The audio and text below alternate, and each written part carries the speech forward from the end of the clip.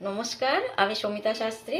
আবার আজকে এলাম আপনাদের কাছে নতুন কোনো তথ্য নিয়ে, যেটা আপনাদের দৈনন্দিন জীবনে অনেক কাজে লাগবে এবং আপনারা এর থেকে অনেকখানি উপকৃত হতে পারবেন। সেটা হচ্ছে যে আমাদের দেখি সংসারেতে সেই বলে না যে আমার সন্তান যেন, মায়ের কাছে আমার প্রার্থনা করি, আমরা বাবার কাছে প্রার্থনা করি আমার সন্তান যেন থাকে দুধে ভাতে।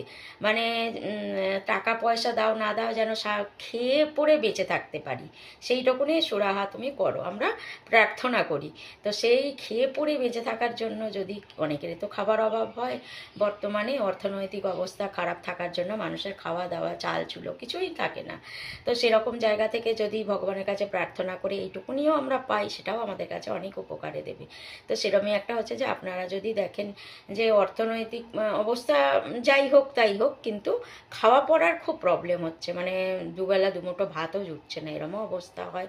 তো সেই জায়গা থেকে পরিত্রাণের জন্য আপনারা মা অষ্টলক্ষ্মীর প্রার্থনা করতে পারেন বা তার পুজো করতে পারেন। খুব সাধারণ পুজো, কিছু কেনাকাটার নেই, আপনার ঘরে যা আছে তার থেকেই আপনি করতে পারেন।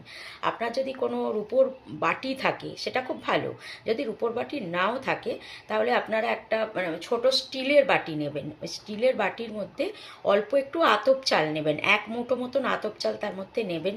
নিয়ে মা লক্ষ্মীর কাছে, অষ্টলক্ষ্মীর কাছে বসাবেন। বসিয়ে তার কাছে আপনি প্রার্থনা করবেন যেন আমাদের দুবেলা দুমুঠো খাবার অন্ন জুটে যায় মা, এই বলে প্রার্থনা করলেন।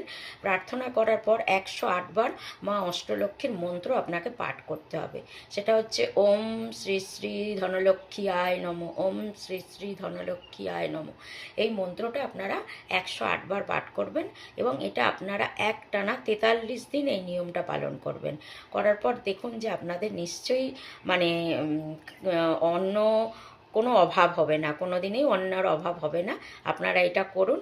আর ওই যে চালটা নিয়ে আপনারা বাটিতে মায়ের কাছে প্রার্থনা করেছিলেন, ওই চালটা আপনাদের যে পাত্রে চাল দিয়ে প্রতিদিনের ভাত করেন সেই পাত্রের মধ্যে মিশিয়ে দেবেন, দিয়ে ওই দিয়েই আপনারা প্রতিদিনের যেরকম ভাত করেন করে খেয়ে নেবেন। ঠিক আছে? তো আপনারা এটা করুন, ভালো থাকুন, সুস্থ থাকুন। আজকের মতন নমস্কার।